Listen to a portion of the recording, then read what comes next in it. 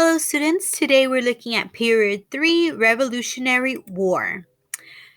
Leaders and representatives from the colonies met twice in 1774 at the First and Second Continental Congress to discuss action regarding the developments in Massachusetts. Many were proponents of the Patriot movement, those that wanted separation from Great Britain. Opponents, however, were known as Loyalists. While most preferred the peaceful means of settlement, as seen in the Olive Branch Petition that was extended to King George III, the developments in Massachusetts quickened the course towards conflict. With battles in Lexington, Concord, and most recently Bunker Hill, more and more members of the Continental Congress began to favor violent resistance. This view is promoted following the moral victory at Bunker Hill. While technically a loss, colonial militia inflicted heavy casualties on the British ranks and therefore boosted the morale of the colonists. Declaration of Independence. By 1776, it was clear the majority of delegates at the Continental Congress favored separation. As such, Thomas Jefferson and others drafted the Declaration of Independence. It was a formal statement announcing the separation of the colonies from Great Britain.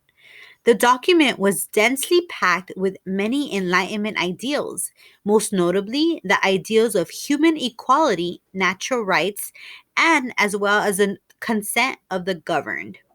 Despite early morale boosts and small victories, the full force of the British military and navy soon changed the attitudes of the colonists. With a full-scale British blockade, it was clear that the colonists would need the support of powerful European states, most notably Spain and France. While things initially looked bleak for the colonial militia as Washington was forced to retreat from Manhattan from British General William Howe, General Charles Cornwallis took the South.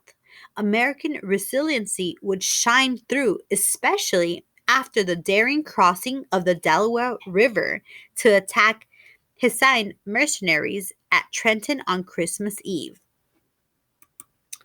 Turning point. Male and especially female camp followers provided vital support for colonial troops regarding cooking, nursing, and laundry. Female spinning bees created uniforms and garments to protect colonial troops during the harsh winters, such as at Valley Forge. Along with the passion of colonial fighters battling for freedom and their families, small victories were won and greatly increased the chance of receiving foreign aid. Most importantly, an American ambush victory at Saratoga with the help of Indian scouts helped with recognition of the colonial cause by Spain and France. The victory at Saratoga resulted in the Treaty of Alliance that formally added Spain and France to the conflict on the side of the American colonists. American victory. Colonial solidarity was also enhanced by the egalitarian attitude of colonial leaders. The detesting of hierarchy and hereditary privilege, generals such as George Washington and Israel Putnam won the support and loyalty of their troops by treating them as equals. As time pressed on, British morale declined and British debt sharply increased.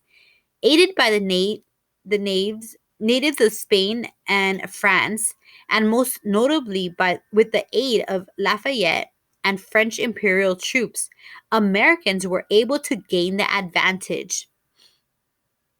By 1783, with a combination of American and French troops, as well as the boxing in of British troops by the French Navy, General Cornwallis surrendered at Yorktown.